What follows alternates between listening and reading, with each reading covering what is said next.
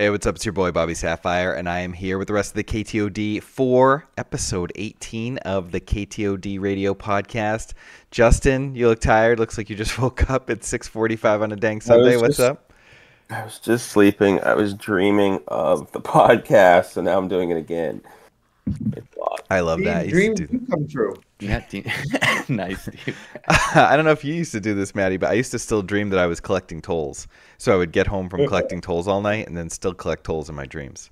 Oh yeah, dude. When you do like a repetitive thing like that, it just gets ingrained. All right, and Stevie Getz doing his Professor Numpty impression yesterday at the 1K. Oh, you really I've hit never me. been so happy about an O2 drop in my life. I just did not want to be there. Well, I'm not gonna lie. I appreciate you showing up. So we had a one, yeah. And I So still have nightmares about the restaurant on like a weekly basis. yeah, Yeah, dude. Oh, the ticket machine. I used to hear the ticket machine from my chef days. Oh my Yeah. goodness. I Like, can that still thing does hear not go away. Yeah. We're off to a great start. Just talking about our dreams. Talking about Yeah. dreams. This is the Dreamcast. So we're gonna talk Dude, about how are we at 18? Jesus. 18. Oh We've my been doing God. this for 36 weeks. I was It's like, not is easy that- work. Huh? The grind of content creation is not for the weak. Yeah, shout out to my job. I'm taking a mental health day Tuesday just to do podcast stuff. I've never had to do that before for a side business. So that's the real side hustle is here. So we're going to talk about PQ season starts this weekend. This is it. I got a PQ on Saturday, a weekend. So many 1Ks events. We have so many events to cover. There's still some going on right now. There's a stream of the UK second day of their double 1K weekend. Like, it's crazy, man. The tournaments Yeah, this are was a big hot. weekend. This is a It felt like huge there was just weekend. a hot spot. Yeah. Like lots of 1Ks, lots of Oh yeah, wait till you see all the results. I mean, you've seen them because you've seen our Wild. result channel in Discord. But man, it's crazy how many events there were. And then also like we were just talking about it last night, but like there's like 3 more 1Ks scheduled for New England. So and then That's another, we've got word about the date, like the potential date of PQ, a couple PQs in New England. So like it's happening. Like this is everything people have been complaining about is just because they were impatient and not unduly so. Like you can be impatient, but this is happening. It's like it's here. Yeah, we're gonna roll right from these 1Ks into like set 2 PKs into like pre-release, some 1Ks scattered in, and then next thing you know, you're gonna blink and it's gonna be set 3 PQs, and then we're off to the races. So Yeah, and you can bang us here Yay. at the KTOD YouTube. For the next 36 episodes, check us out, episode 72, when we're covering the regional, the Galactic Championship. But yeah, we'll be covering all the PQs.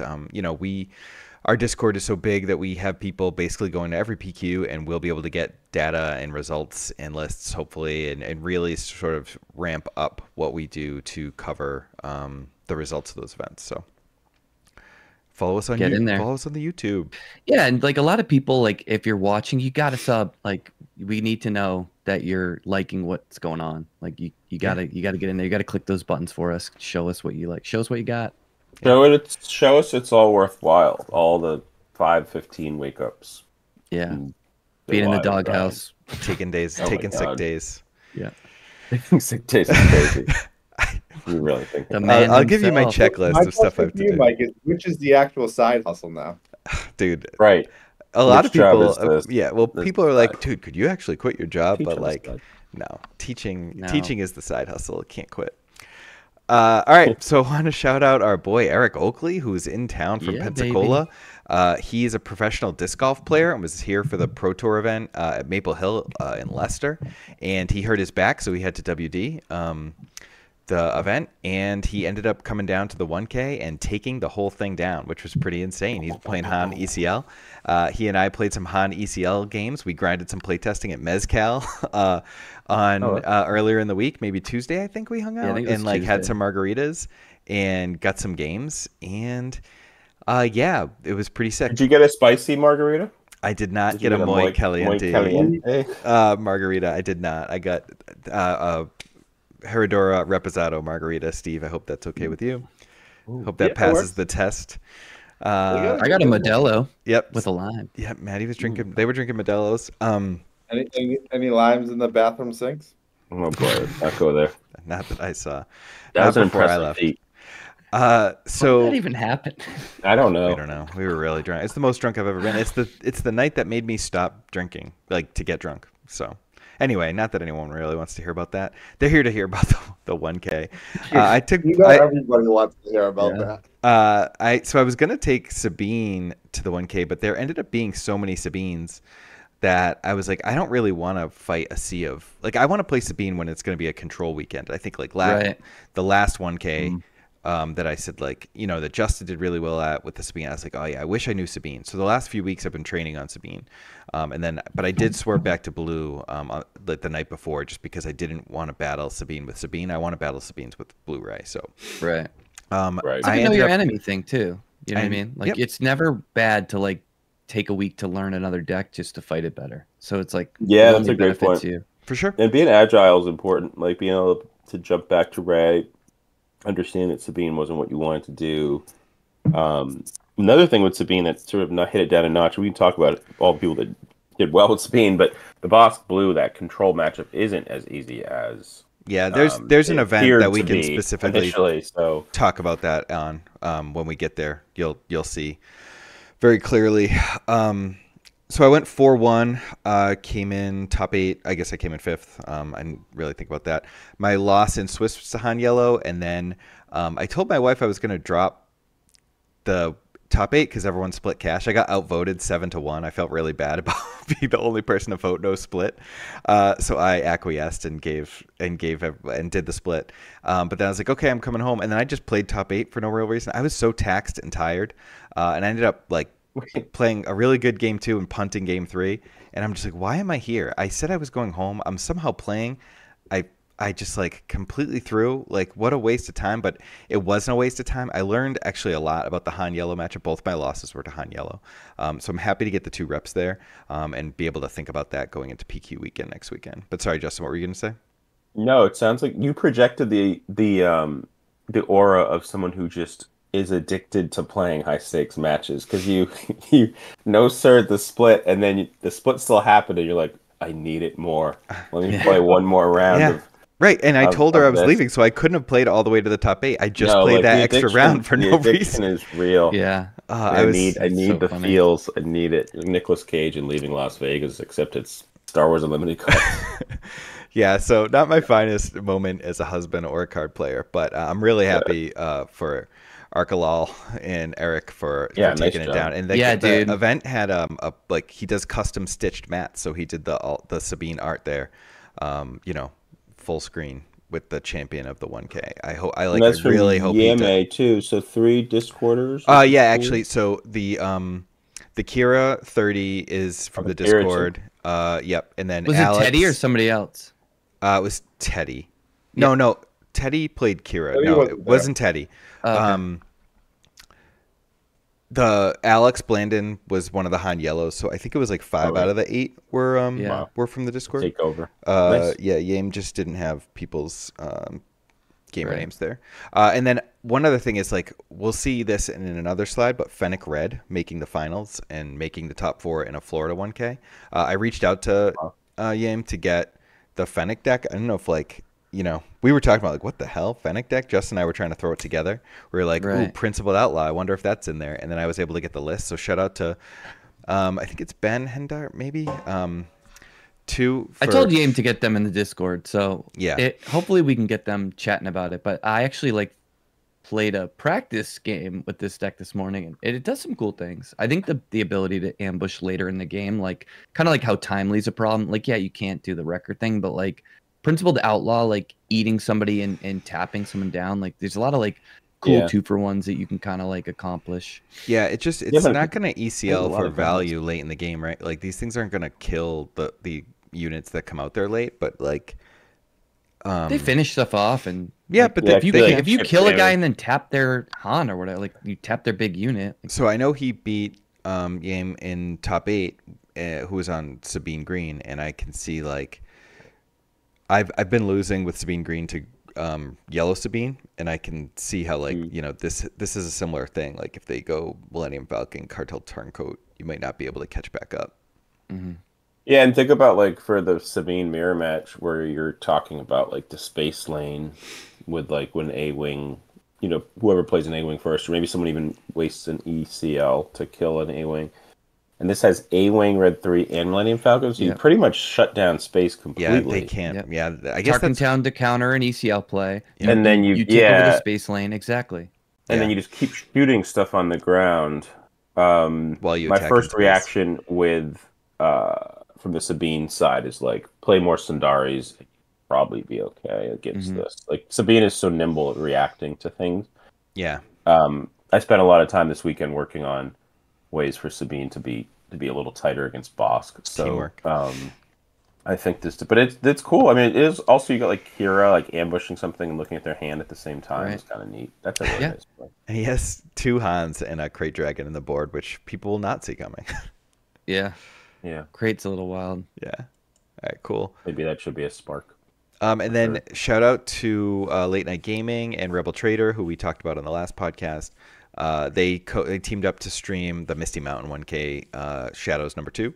And then shout out to Spags, one of our Patreon subscribers, who shouted out Justin, Chrono, and Yakko for all the hard work they do in the Sabine Green thread. So we want to shout him out.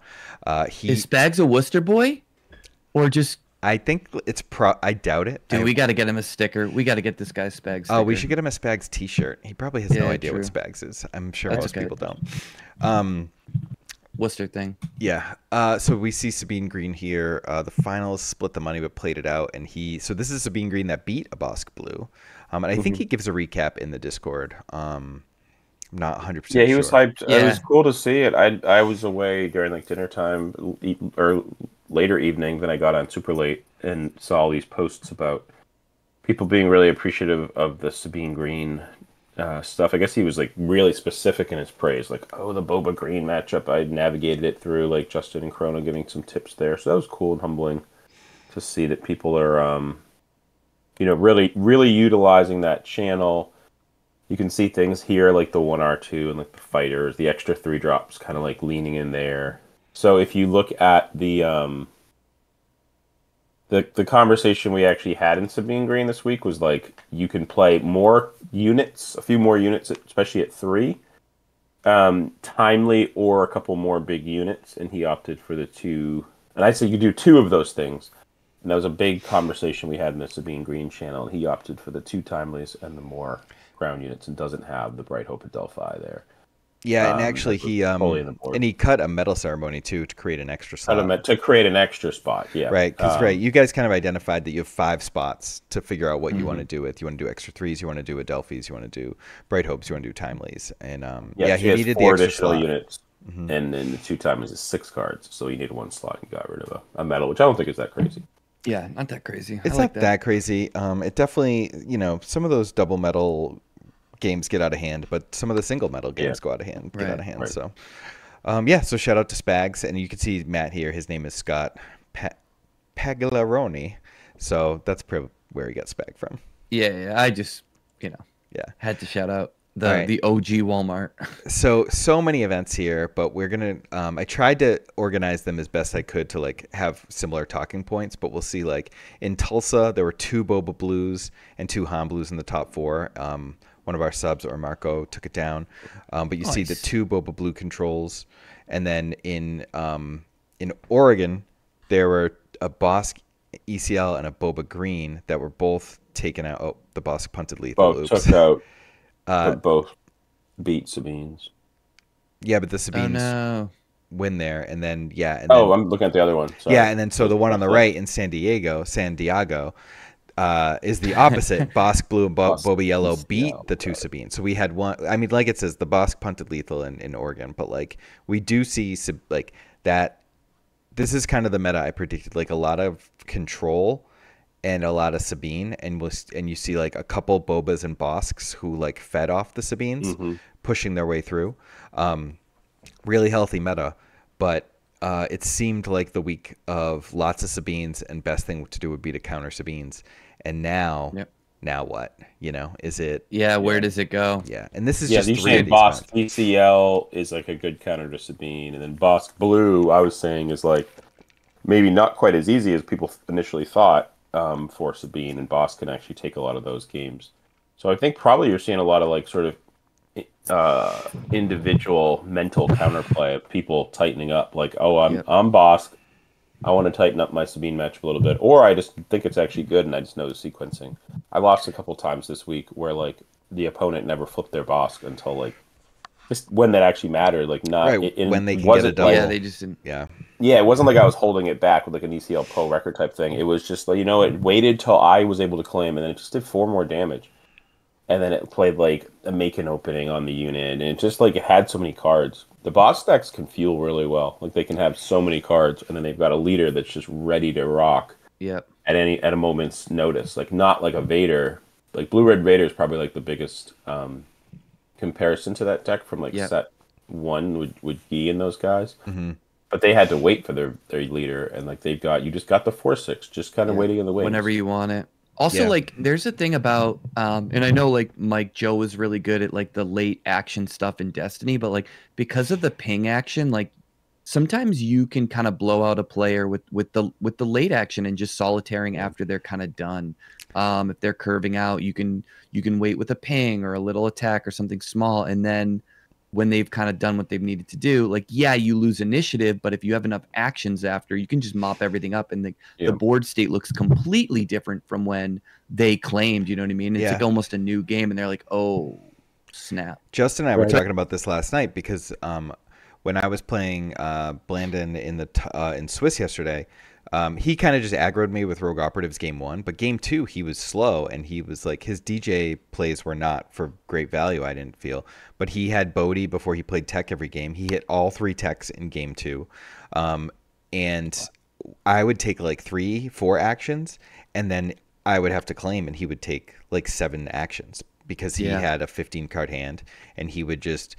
The game took really long, and I would never want to play that deck in that fashion because it was so taxing, and there's just so much room. I mean, I guess there's not that much room for error because you can just do whatever value plays you can afford.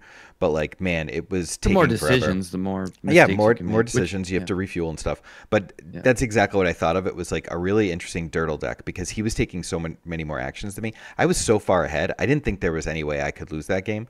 But then when we got into the really late part of the game and he had like 12, 13 resources, he was just like playing 5 cards a turn, and then he was attacking with like 8 things at the end. So it just got completely out of hand. I Yeah, think like when Sorry, you go, ahead, Steve. Manny. No, you. I was gonna say, I think the biggest thing I've learned over playing yesterday and even a little this week is I want to be playing a more proactive deck than I currently am. It feels like while the Ray is good and even some of those boss blues are great, but like I want to be the aggressor or initiating something because the games are so long sometimes and it's such a grind. And I think trying to stay in that lane where you're being the one doing more things. And like, I mean, I joke about it, but how many times have I seen Justin walking around tournaments? Like having that mental freshness too is definitely a thing. Mm-hmm. Yeah, and playing like a clean. Yeah, it's a good point. Like just doing things, it doesn't mean you can't play control. Like you can still play these control decks and play like At the least that's just Ray from my plays perspective. droids Like- and stuff like that. My second game versus Mono Green Emperor, like we were halfway through the tough game one. and there was only like 10 minutes left, and I just like picked up my cards. I was like, "There's no way we're gonna finish in time." Yeah. Like, it's just, and it's taxing, you know. Yeah. Yeah, I think that's why those like mid-rangey control decks that can flip the switch fast are like the better way to go. Like just because you get to just turn it on and get more a little proactive. Right. The second you kind of get a foothold in the game.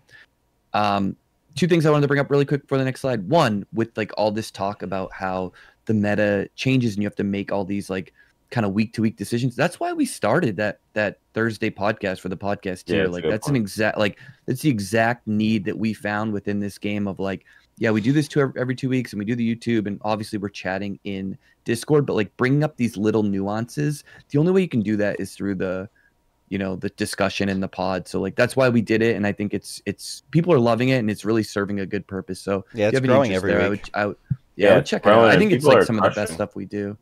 People are crushing on it. Like shout out Yeah, I to mean- I don't have the names right here, but a lot of people who participated we're seeing in like the hey me I top 8 because I think they're really excited to share out too that they're doing well. I mean, we got one runner on the board, or Makaru is part of the That's true. the higher tier. So he listens to the pod and he's part of the competitive Yeah, tier. we have and a couple won, more and he of won a those 1K. too. Yeah, One we have with more. on too. And then I wanted to shout out Rodney Stubbs, Chris Schutz, I think it's how it's pronounced. For he wrote a Red Ray deck guide for us that we posted on our Patreon. If you're not a subscriber, you could buy it, and if you're a subscriber, you get it included. So you can kind of check out those options. He split in top 4. I love how like the message got cut off though. He's like, I would have played out top 4, but my wife was mega pissed that I was playing. I had to go home. I don't know exactly what happened. Yeah, So, we've all been there, brother. Yeah, so he and Kra, one of our other subs, split in the top 4, and then pretty standard top 8, but Luke Green did sneak into the top 4 there. That's cool. Yeah, I looked at the list. Yeah, it was pretty standard, but like not standard, but like it had everything. It had like typical blue green stuff, but I think it had 3 Luke Sabers, which was pretty crazy. Was Kira ECL or 30? I would imagine it would be 30 because he wrote like Sabine did. ECL earlier. Right. So Right. But yeah, Chris's guide is sick. He's been an awesome member of our community, and he's been crushing with that deck. So it's definitely an underrated deck in the meta, and in a pretty good spot, I think.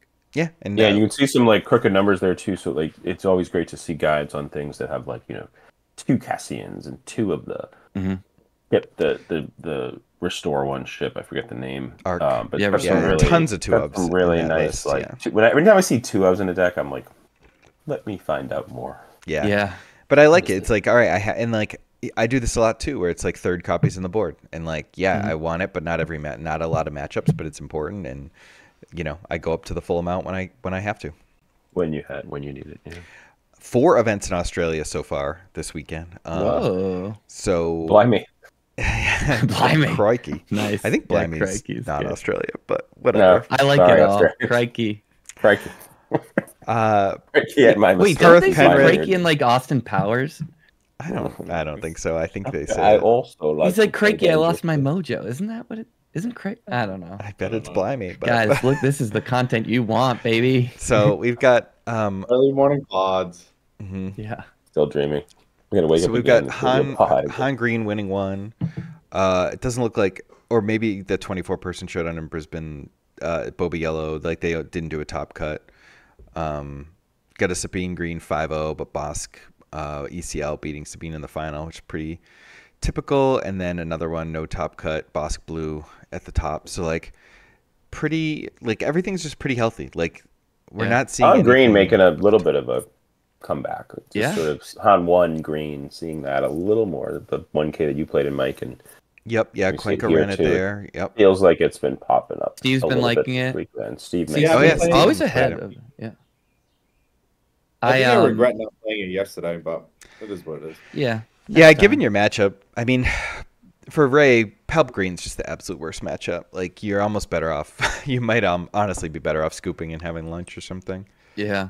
Yeah, that It's- seems awful. I mean, that's tournament life. Like sometimes Yeah. you Oh, just for sure. I meant more so that if I knew I was going to O2, I would have played something. something a more little bit yeah. more fun. I yeah. gotcha. Yeah. Well, shout Yeah, out it's to cool, like, all the There's Oceanic CAD Towns bros and for stuff like that. Yeah. sharing this out. Yeah, the CAD T-Town. A lot of Boba Yellow, like 3 Boba Yellows here and a Boba T-Town. That's A pretty deck interesting. I'd people say like forget about and Item then Blue. slaps you. Like Yeah. Boba Yellow, if you forget it exists, you can get in a real. I've been pain thinking a in little the bit about Mono Blue Villain. I might have to like get that out of my system one day this week.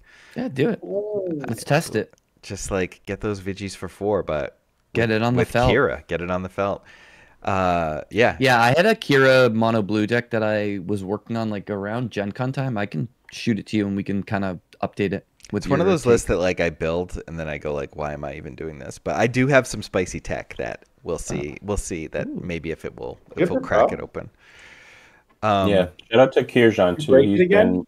He's been good in that our Cad Bane aggression thread was kind of it's got ebbs and flows to it, but he's been a good contributor. And Nice.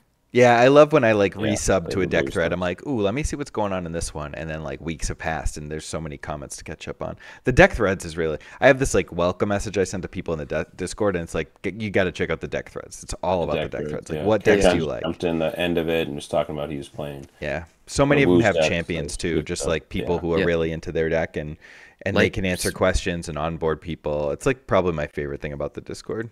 I mean, it's people's favorite thing. Like I do a lot of like just kind of polling of like random subs just to see how they're enjoying things, if we can make things better. And like everyone says like the deck threads are the best thing. And that's awesome. And so that led us to the guides and more fun stuff coming.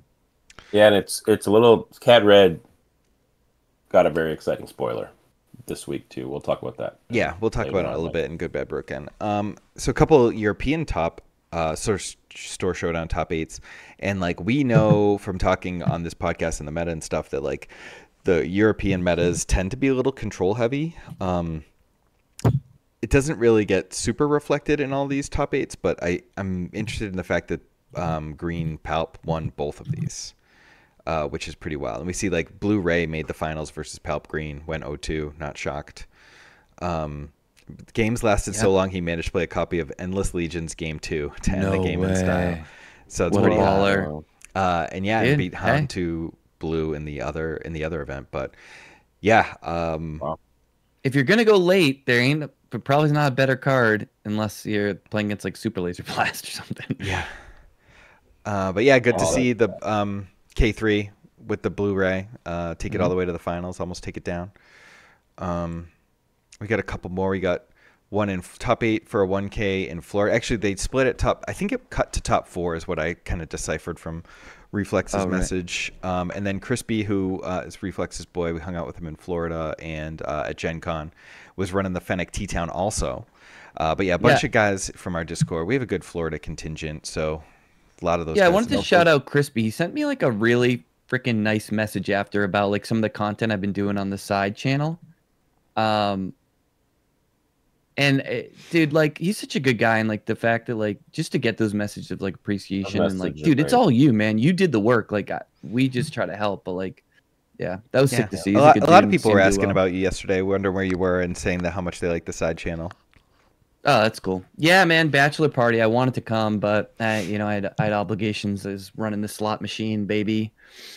So a lot of Boba Yellow though here. We got 2 Boba Yellow in the top 4 in Florida, and then Boba Jeddah beats Vader Green in the finals, which is like really wild, like super wild. I wonder why. Like I wonder what the reasoning that would be there to go Jeddah over the 30 point. Like I can't really think of one, because you're like, it doesn't necessarily help you win the race. You're not generally trading with Boba Yellow unless it's just like a completely different kind of deck. Yeah, I was gonna say maybe he's first actioning jetting and then ambushing in, so he's got more ambush stuff. So it's like, yeah, it's 2 actions to kill a guy, but like then my guys are healthier, and then I can fight. Maybe he saves it for like the Boba flip turn to like. That's what the Kylo Jeddah did to me at Gen Con. There was a guy who he won a mat, and we played it I think like 5-1 or something, like, or 4-1. And he just turned to Jeddah, and then like he dumped like 2 things on turn 1, so he was able to kill one for free. So like a stormtrooper basically lived. Yeah. Because I wasn't ECLing, or I had an ECL. I could, I suppose. I think I did actually, but basically he was able to use it to like kill a unit on the, almost like Tarkin Town, because you get like, you don't do the base damage, but your turn 1 kills their turn 1 for free if you're in the same lane. So I think that's probably what. And we've seen that be good in a lot of different ways. What's up, Steve? It's the interesting thing too is like your extra action by using the base is kind of minimized, because it's not like they can attack with that unit. So like you're not really giving up that much value by having to take an extra action too, because it has -4 attack. It's not like they can dome the base or trade into something. Yeah, that's cool. Yeah, it's probably, it's cool with that. What's the unit? Gives you new play lines, right? What's the 3-1? Cloud Cloud That's Rider. cool with Cloud Rider. Yeah, so that Yeah. like Cloud Rider, Forlom, stuff like that, where you can just like keep your ambush guy very healthy. Yeah, that's you're right. really It's cool. really good with Forlom, I'm sure, to keep Forlom on the board. That's And then Zuckus can get in right. there. It's really interesting. Yeah, well, You could that. you could end up with Boba. You could, if you did like a bunch of twos, you could go like turn one, whatever, like just random 2-drop, but turn two like Cloud Rider and a 2-drop, Yeah. and have the trade happen, not trade, like a kill it, and you'll have 3 units to their one. You get really free far ahead on play. board. That's Like nuts. it's like a different play style, like Yeah. right? It's Than like the creating like another attack your Boba face flip and turn. beat the race. Also, like one of the Cool. ways to kill Boba is like keep a 4-power guy that can like surprise strike in some of these matchups. So Yeah, like right, you can right. actually like counter their like taking out your Boba play, That's and really then cool. you can suit Shout it up. out to that guy. Yeah, dude. See, that's the fun of this. Like we're in these early stages. Like there's a lot of innovation that can happen. So I'm super a cool. Boba Jetta main now. Hey. All right, boy. it's time into for Good Bad Broken. What's that card, Steve? Now Oh, there are Solid, 2 of baby. them. We've seen this before in the Phantom Menace, one of our What a favorite shout cards from out. Star Wars CCG. Yeah. Like truly Really one of cool. my favorite cards. 7 Yes. Destiny. Like you just anytime you play Maul, you just throw 1, 2, 3, 5, 7 of these in your deck, and you're happy. But Like I a really hot. random like Easter egg thing, and just my memory working in a weird way that it always has. But spoiler season for the Theed Palace expansion set, which is where this came out. Of course, not expansion set. Excuse me. Decipher wrote an article about this card and said like the very powerful Phantom Menace. Like how will players use the very powerful Phantom Menace in their like article that came out in like July of 2000. yeah. Tipping their cap a little bit. What? So pretty cool that they like mentioned this card. And now we've got a spoiler season. I think both of these cards are broken. Yeah, both these cards. I think this card is absolutely broken. Yeah. If you control exactly 1 unit, play a non-vehicle unit from your hand that shares a trait with the unit you control. It costs 5 less. Like, yeah, it's gonna be so good with a leader flip. It's just gonna be so good in so many ways. There's just gonna be so many ways to make this insane. It's sick. It's gonna be cool. Like, do you like right now? Like the big one is like Underworld, right? Yeah, that's like, what I there's was thinking. so many with good CAD. Underworld options, but then like next set, it's like separatists and stuff like that. Like it's just always gonna get. It's a trick, better. which is really cool, and It's like a trick. Jabba, So yeah. Jabba does Jabba. it. It works with CAD.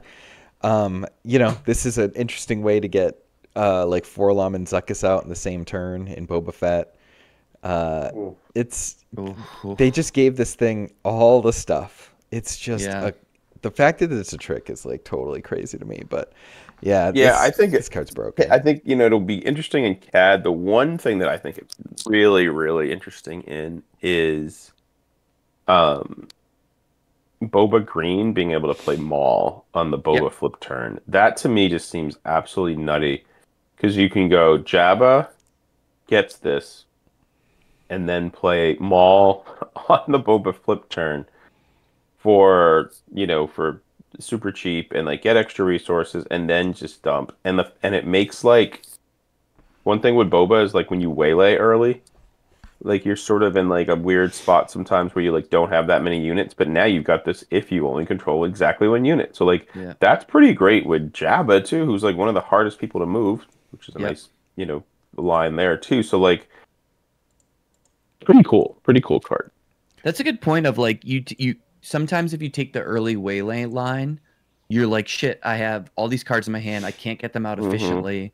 And then you're like, okay, waylay into Jabba, into Maul off this, and then you do the flip turn and you get all the resource. Like, because this is going to cost 2 now, right, with Jabba? Yeah, that's because it's a trick. So you get it, then it costs 2, and then you get those. You're gonna get those 2 back over the activations. Like that's disgusting. And we're getting gonna have so many applications. We're getting so many 5 neutral left. like Force and so many neutral Jedi and stuff. So like, Jedi. That's gonna be interesting. Because Maul would cost 4 if Jabba's out with this. Yeah. Right, 2 and 2. That's insane. Yeah, that's disgusting. Another card that this works really well with is obviously Jabba trick stuff, but McClunky to actually go down to 1 unit. If you sort of accidentally have too many units, you end up McClunkying something, playing this, then playing like say you McClunky like a Salacious Crumb or something like that, and you replay the Salacious Crumb. Like this card is nasty. You can stick all the maul damage on Java too. Yeah, Probably which is Java Yep, gets because so he's got that big savage. ass. Yep. Yeah. Ooh, we're building a deck live, boys. This Mike is brought this up is a the good behind point the about scenes stuff. force too, because like yellow, blue, hero right now until like set 3 drops is like the most like force, like users you can kind of accomplish. And like one of the problems with those that color scheme right now is like you don't have as many like ambush or like ways to kind of like get in there and affect the board. But like now with force, you can play an early Luke and kind of like get the ball Yeah, rolling. that's pretty So crazy Yeah, and too. we've The fact seen this isn't a neutral- villain card is wild. Yeah, we've seen neutral, force, and Jedi in all the colors except yellow, but that Yeah. doesn't mean that there's not one on the way. If there was ever a villain card that should have been a villain card, it's this card. I'm glad they kept it though, because like Yeah. this is gonna No, it opens deck up building some, is like, gonna cool get things. sick. But yeah, it's funny. It's just like Yeah, early Luke is cool. I think yellow is getting some really, really cool cards that are like not so like I don't know how to say this. Like a lot of like the yellow like villain cards have been great up to this point. I mean, they've been good in general. Like this, they're good in Han. Like the R2 is really good. Then you've got this, and it's like this doesn't say like bounce. You know what I mean? It's a different type. It doesn't say bounce or tap. It's a different type of yellow card, but it's really, really powerful. I think one of the better cards we've seen so far. I And also it's a love that it's legendary. legend too. Yeah, it's a and- legendary, and like I think we Hyper. often get excited about cunning because all the cunning cards seem so good because of the trait cunning. It's like meant to be something tricky or smart. So like I think they just always appear elevated, even when they don't always see play in the meta. But I'm excited about this one. yeah, I could keep going about the combos you can do. Cards Like are- pops Yeah, a I turn would and all this imagine that stuff. like It's so crazy. lots of Yeah. people, including myself, are excited to like do a solo video on it. All right, Yeah. Geonosis Patrol Fighter. This is one of my favorite ships from Star Wars X-wing. It got me my Archduke status at the last World Championship when I ran 2 of these things. But this is a 5-cost 3/2 vehicle fighter. Yeah, it is space. Okay, I was like, is that ground? I hate when like the spaceships are in a ground picture. It kind of like breaks my brain. But it's got exploit 2, which means it can come out for as cheaply as 1. And when played, return a non-leader unit that costs 3 or less to its owner's hand. So it's a potentially 1-cost bounce 3/2 ship. Yep. I I think think it's it's good. pretty good. Yeah, I like it a lot. I think it's good. I think it's like really great for his cost, and if you have anything that gets a when defeated effect or something you don't need anymore, and the bounce is so valuable. But what I really like about these exploit cards that do something when they get played is that no amount of mana is safe, right? Like if you have 1 mana up and they're playing yellow and they have a couple things out, like could they just do this? It's I fine, when like there's without the more- exploit text. Like it's probably very playable without the exploit text. Like, Yeah, just as I a agree. 5-drop, Just like as it a 5 triggers drop. Boba. Yeah, like a It's space just another cantina craft. bouncer with, like, a yeah, little- exactly. yeah. It's another cantina bouncer, right? Yeah, I think it's solid. Definitely. I think the added value too with the come to play triggers on within the exploit theme is their stats themselves might not be that great. So you get the bonus of the come into play, and then you can just sack it. Yeah, to exploit you might want to something exploit it bigger again on. later too. Yeah. Yeah, that's interesting. Exploit stuff getting exploited later on. That's cool. Swing for 3, then sack it to something better or whatever. Yeah. All right, here's one that's been around for a while, but Justin mentioned that we forgot to talk about it, so I wanted to throw this out there. R2, when played, discard a card from your hand. If you do, search the top 3 of your deck and draw a card. 2/4, 2-drop Republic Droid. What do you guys think about this? I think it's flipping. Yeah, I think probably insanely broken. I think like top 3 card ever printed Yeah, in this it's game up to broken. this point. I think this card is completely absurd. It changes the way that decks should be built. Like playing this on turn 1, like the hardest decision in the game is like what to resource. On the first turn, and then it actually becomes like, very easy afterwards because you're drawing 2 cards and like you have all the choices from your opening hand, which you maybe thought about, like one of them being your second resource, and you get 2 additional things there. Like he makes that more complicated because you're gonna have to ditch one of those 4 that you kept, but then you get to just see like 3 more cards, and then it's just gonna line up. Like you're gonna curve out with this guy so far. He's a 2/4 for 1, which is like for the first turn, which is so good in terms of stats. Like he doesn't necessarily die. It's hard to like tempo out. You can think about him in like so many different decks. Like you can think about him in a blue deck and jamming a lightsaber and having a 5/7 on him. Mm-hmm. You can think about him being like in Sabine and just curving out perfectly with like exactly what you want to do. He works actually really well with that new Plow Koon to like always have the ambush 6/6 on 5, like Right. sort of another angle there. He's insane. He works with like graveyard synergies because the card goes to your graveyard.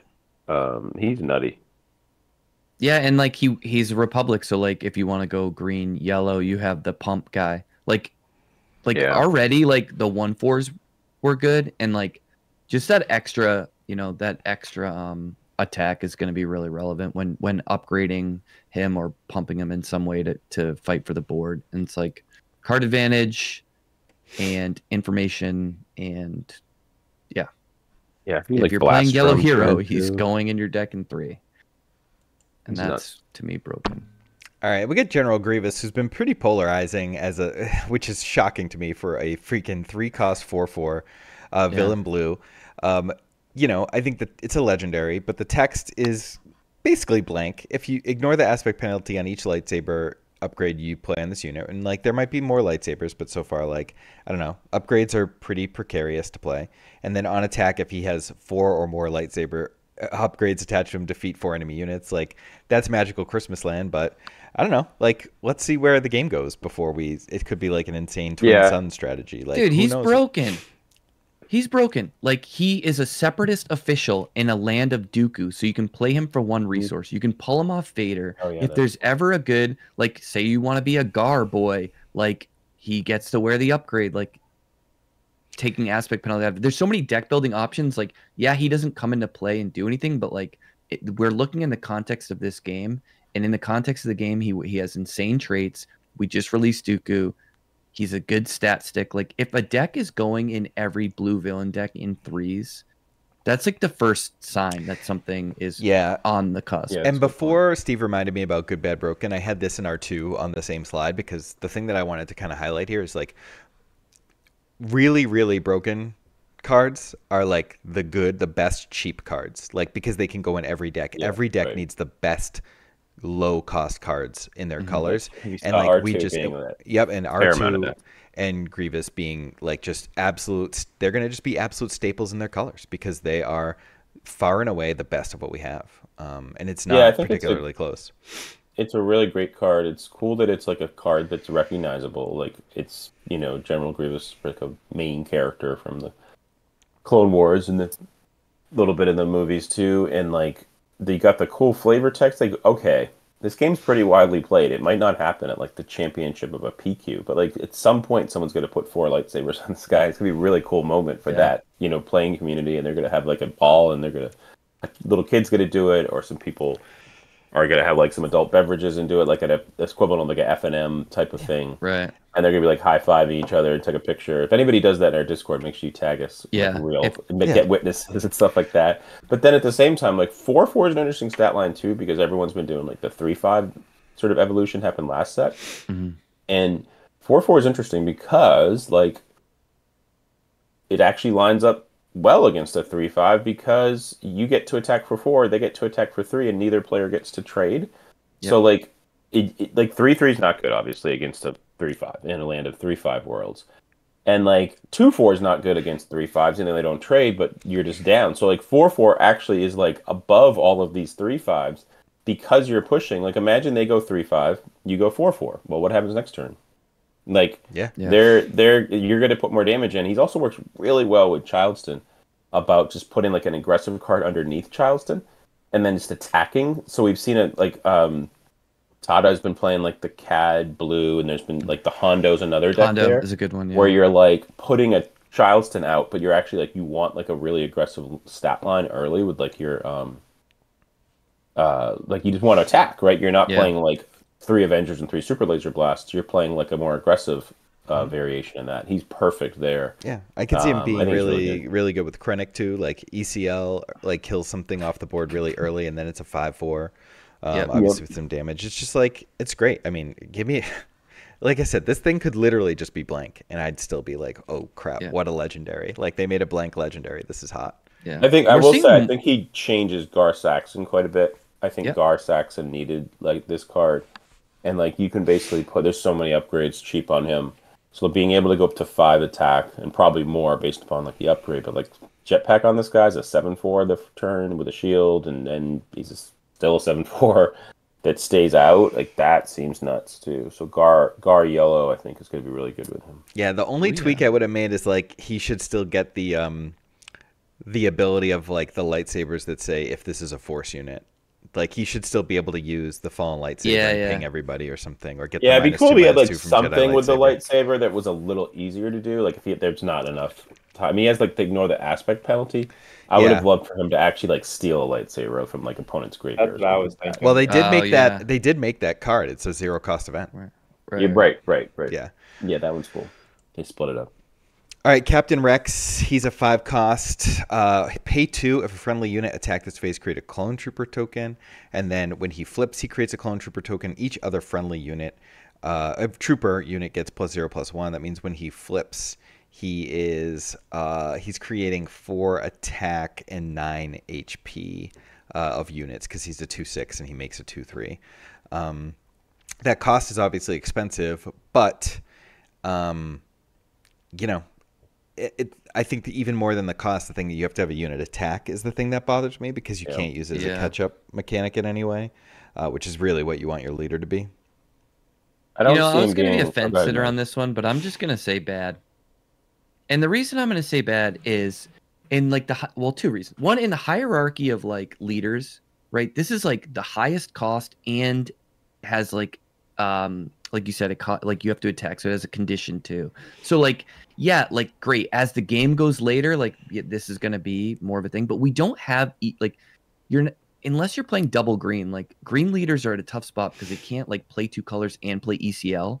So like, you know what I mean? It's like you can't play the best base in my opinion, and especially for like this type of leader that comes out on 5 and wants to like kind of fight for the board.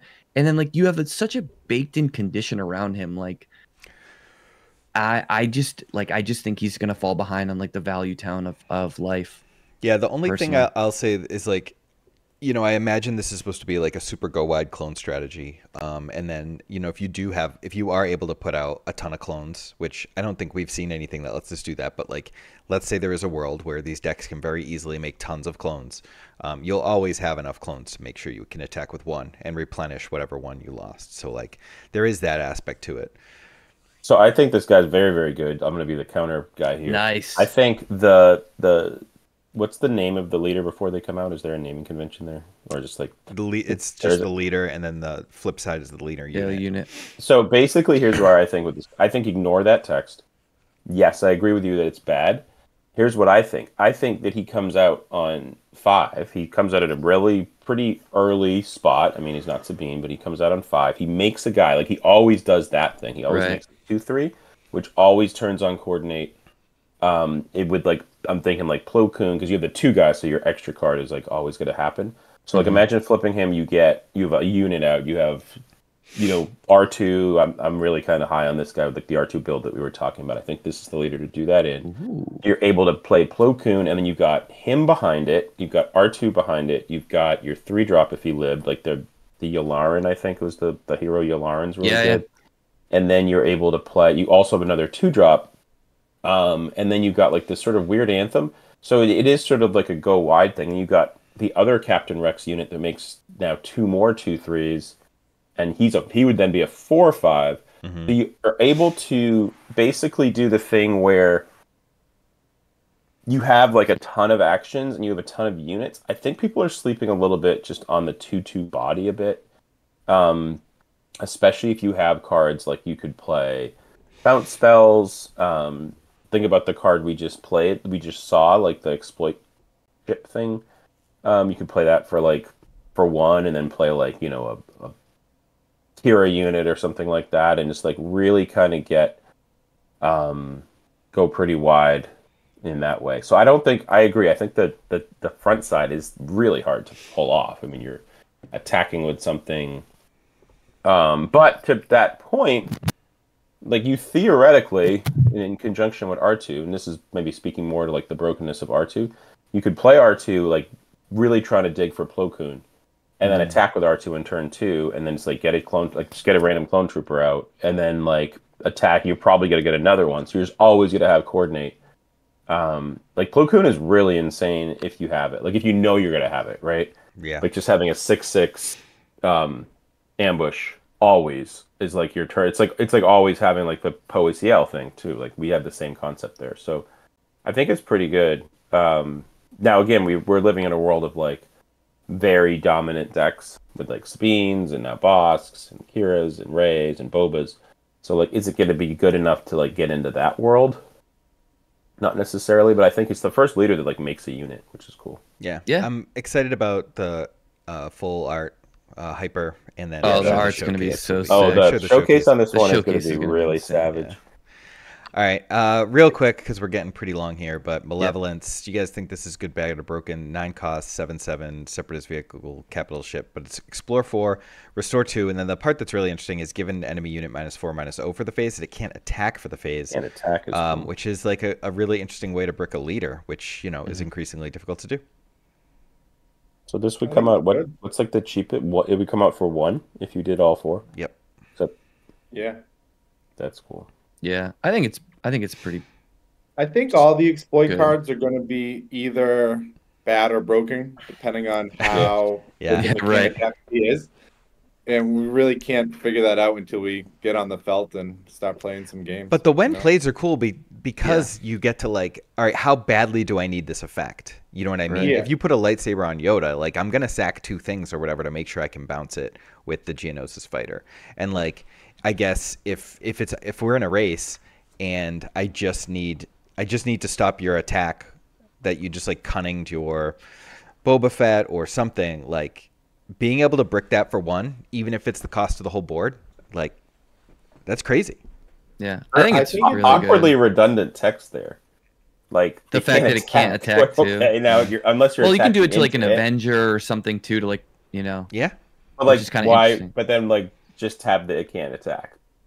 Like the Well, -4, you could like send guys into something. I guess you could like send guys into it. I guess maybe Yeah. it's like a theme thing. Like maybe that's what the Malevolence. Yeah, I don't know. kinda, like, Yeah, froze the it's ships or doing something the like that. I More don't of a know what it's flavor called, thing. but yeah, dude, it's that pretty hyper is gonna look -4 doesn't- insane. ionization Really or whatever. Yeah. Yeah, that makes sense. Yeah, I mean the color scheme like blue, and then also like you mentioned the Geonosis ships are no. What's the 2/1 for green? They're Is kind it of all something- spread out, which is really interesting Mhm. because it'll be curious to see which colorways are actually the best to play exploit because it feels Yeah. like they're spread out Yeah, across that's a good point. multiple Yeah. different. I like blue green right now just because there's multiple guys that like die and then replace himself, like the wartime official and the 2/1 ship. So like, and then Yeah, you and keep and having just it. start straight villain. You have that 3/3. So like right there, you have a bunch of guys that like replace himself or add a guy and replace himself. What's the so- original OG 1/1 that draws a card? That's like a good exploit. That'll Yeah. be played more. Yeah, the V-Wing. patrol V-Wing. V-Wing. Yeah, and I like Black 4, right? It's like perfect for this. Like always Inferno. sacking your Inferno 4, sorry. Yeah. Like always sacking your Inferno 4 to get this for 7. And I think And like then this get is a deck. This is a card that like Kira will really like. Also restore Yeah, and villain. Kira and is really hard to Dooku. get. Yeah, that's good. It could be. Yeah, that's good. I like it. All right, so I had been posting how many subscribers we had, but someone sent us this, or someone found it this week. I but- did. Yeah, Maddie found it. 148th. I am someone. Well, I wasn't wrong. No. 148th in games for us for Patreon, but we're in the top 2,000 Patreon No way. creators in It's kinda crazy. on Patreon total, which is insane. And that I thought would be a more fun way to track the paid That's members thing. wild. Also, Do we know more fun to track if we What ever that thought of? collect. No, I don't. I have no idea. We how were many. like 146 in games. Some game people been popping off. Oh no, we passing gotta us. get. I am wake up sure earlier. that where we are, it's probably fluctuating all the time. Oh yeah, every second. Yeah. But we're almost it's at definitely 6K cool. YouTube subscribers too. Yeah. So yeah, all in Hit all, that button. it's been Tell a your friends. cool- Sub. Cool 10 months 250,000 creators. or 9 months. Wow. 250,000. So there's 250,000 patrons Creator. that at least somebody makes $1 on. There's like 8 millions that just exist, but 250 that like someone at least makes makes something on. Yeah, That because ain't you need an bad. account just to subscribe. So like, who Alright. knows if it We comes need up. to get to the top 1,000. So you guys all need to start signing up. All right, we should all subscribe to ourselves. All right. We could have a cool goal, but we can talk about that. All That's right, next time. wild. easy fan Humbling. building. What do we all do for a living? Mike's a teacher, so I know that helps. Ian, who asked the question, is a security engineer. But yeah, I teach high school cool. English and make content for card games. You flip those things. I was a math teacher for 19 years. I recently got out. I work at an educational nonprofit. I don't know if it definitely necessarily ties in. I do think there's a work ethic component that all four of us had that none of us wants like a free buck thrown our way, right? Like we all want to work for what we got. We want to like put our nose to the grindstone when it comes to games, Yeah, and that's a we good way to content put it. creation too, of just not looking for handouts and just like put our hard hats on. So like that's kind of where I'm at with it. The way approach I took with teaching and also coaching basketball. I've coached basketball for the 19 years. We won 2 state championships in Massachusetts. The team that I've been a part of with head coach, that's one of my best friends, and it's always like outwork the competition. Like there's not like a secret sauce. Like there's content creation for basketball now. It's all these trainers doing like YouTube videos of like this dribble combination is going to put you at the top, and it's like no, what's going to put you at the top is waking up early, getting like Taking 300 jump shots in. Yep. And you're not going to be able to like warp speed with like some signing up for a trainer and like they give you something that you just like didn't actually earn. So like the concept of like just putting your nose to the grindstone and like chipping away. Steve's had that with like running a restaurant. Maddie, you've like had a bunch of different careers, but like you were a line cook at one point. I'm sure like that was like work ethic there. So like to me that's like there is a tie-in. So it's a great question from Buy a bag of potatoes, practice all your knife cuts, and then make a soup with the potatoes. Right. That was like the way to get better through just like hard work. Yeah, I'm work currently ethic. selling wine for a living. I've kind of done a whole smorgasbord of things over the years, but that's where I'm at right now. And I do currently hate my job, so if there's anybody else there looking to hire, Wait, you're supposed to sell them wine, dude. drop me a DM. And if you need wine, hit up Steve. No. You need They don't have. They gotta have a store. Yeah. But yeah, either way. No, Yeah, I'm I'd an say attorney. I owned a restaurant for 5 years that I started, built, and sold. And that was kind of like the passion of mine for a while. But COVID was tough. So now I'm selling wine. Booyah. Yeah, echo everything people said already. I'm an attorney. It's fine.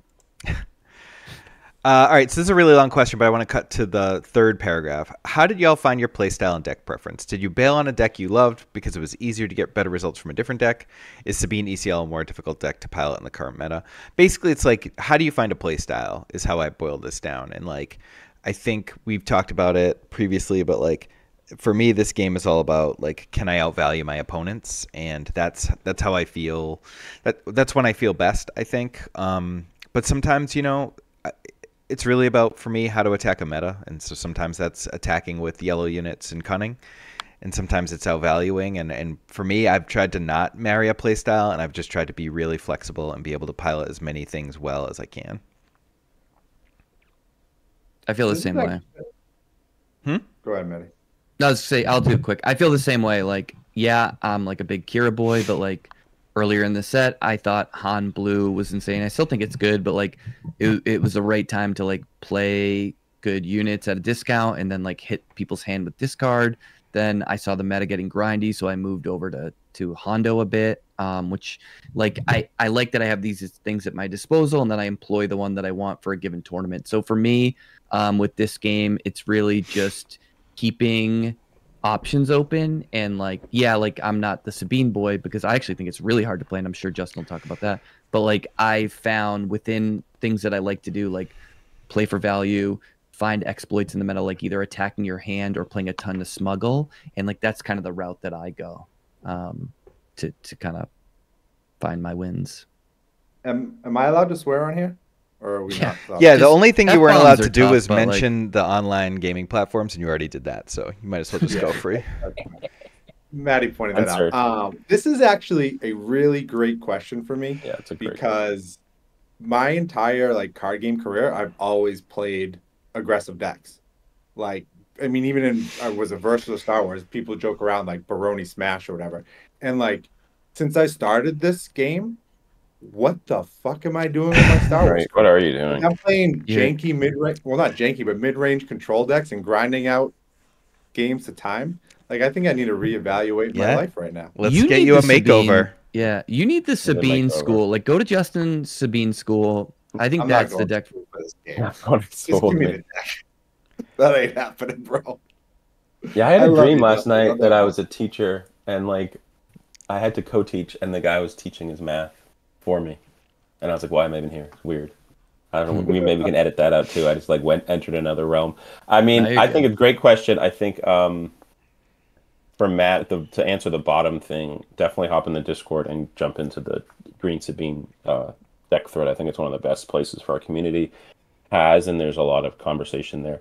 I think I like the aggressive side. I like putting people in stress positions. I do think that value obviously is like really important in card games like drawing cards and Magic or whatever. In this game, you're able to play cards like Overwhelming Barrage, which are like 3-for-1ing people, or cards like Vader that come in another unit. So the value is important, but I do think there's something that often gets overlooked when like people discuss aggro is the fact that you actually just get to play more cards than the opponent potentially before the game's over.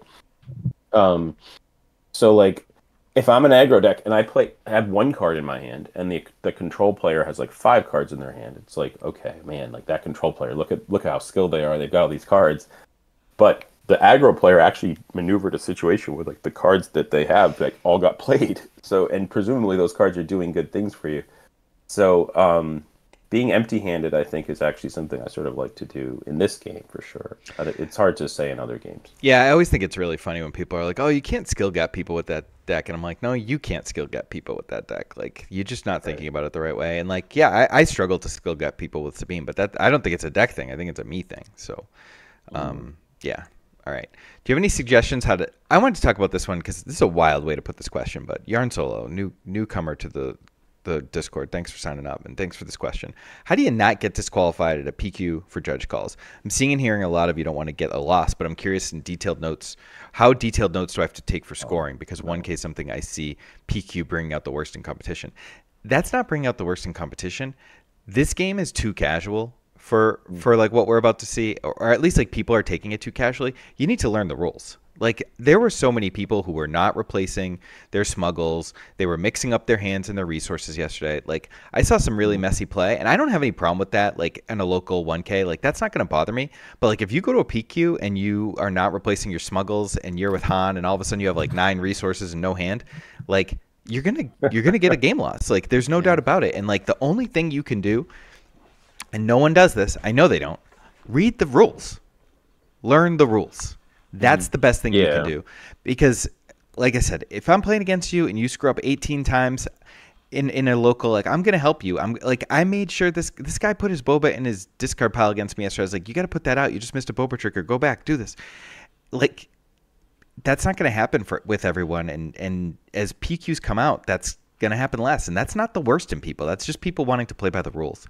And I really hate... I think to the other side of that is like, don't be paranoid that you're going to mess up. Like, these things aren't super, like, yes, people need to tighten up, but you're not going to like accidentally mess up and all of a sudden just get disqualified from the tournament. Yeah. This would have people who get disqualified from tournaments are doing like long standing stuff, or they're cheating, which they should be disqualified at that point. But like, I don't think I can ever think about a time where like I just felt like I had completely, like, almost, I played so many different games at really high levels where, like, oh man, like, I just made a mistake and I got disqualified. You know what I mean? Like, there was a time I got a game loss in Magic when I shuffled something when the card said to put 3 cards in the bottom, and I shuffled, and I called the judge. I said, hey, I did this wrong. And then, I did that with another card in a very similar fashion. I got a game loss, and I had only to blame myself. I don't even think you would in this game, by the way. Yeah, I don't think you would. And this was I think that was at competitive level. It wasn't. Yeah. Unless you're on like professional REL and Magic, where like they really, they need you to know the rules, and if you manipulate them in any way, you're getting a game loss and probably ejected from the tournament. You don't have to worry about this stuff accidentally happening. But to Mike's point, you should tighten up. It is kind of like a courtesy thing too. Like if you're messing up and you're kind of like bumbling all over the place, it's not a fun experience for the opponent to have to always Yeah, it's navigate that. stressful. So like, I think sort of the messaging here, it feels like, hey, don't be paranoid to play. Like you should get out there and play. Talk to the judge and be like, hey, if there's any comes up, like bring the judges over. That there's been that every so often you've heard like, oh, don't tell the judge this. No, always talk to the judges. Yep. Always make sure they're in the mix. Don't be afraid to play. If anything weird starts happening, raise a hand and say, hey, I don't know which one is my hand and which one's my resource row. Like, I don't know, and I need to call a judge, and they can help fix it and unwind some things. And then just, start shuffling in real life and play more, and you'll probably get better at it too. Yeah. So this question's like really good for like the video I just put out on my personal channel of the tournament guide. Like one thing that I did at Gen Con and I do in every competitive match is I have like a check-in with my opponent. I say like, after introducing myself, I say like, this is the token that I'm going to use for on top of my hand. Can you like, do you have one? Can you pick one right now? So like, I'm almost like kind of like setting the stage for either one, if they disagree with me, to get it out in the beginning and get a judge involved and make sure everyone's playing kind of tighter. And then two, just kind of remind them like, oh yeah, hey, I didn't pick one. Like, I'll use this token. That's a good idea. Like, I had people be like, that's a good idea, even though in the player meeting, it was like, you have to do this. So, like, doing that little, Right. I would, not to pimp my own video, but like, go check my tournament guide out. It's me doing the crane. It's Johnny LaRusso. But like, I think checking in with your opponent at the start is like just the best way to do it. Like, Daniel LaRusso. Daniel LaRusso. Yeah, I know. I said John. Yeah. Daniel LaRusso. The only thing I'll add is double check your deck list.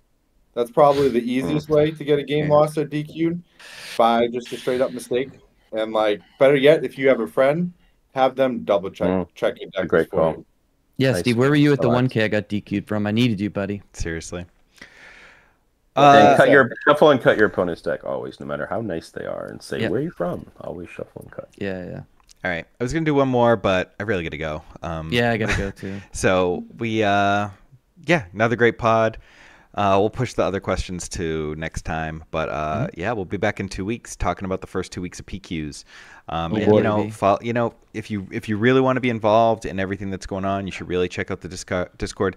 It's only $5. You try it for 1 month. This is the month to do it. Like PQs, you're gonna see all the results. People are gonna be posting lists. We're gonna be all prepping together. It's gonna be a wild time. OP, it's here. I'm excited. Let's get it. All right.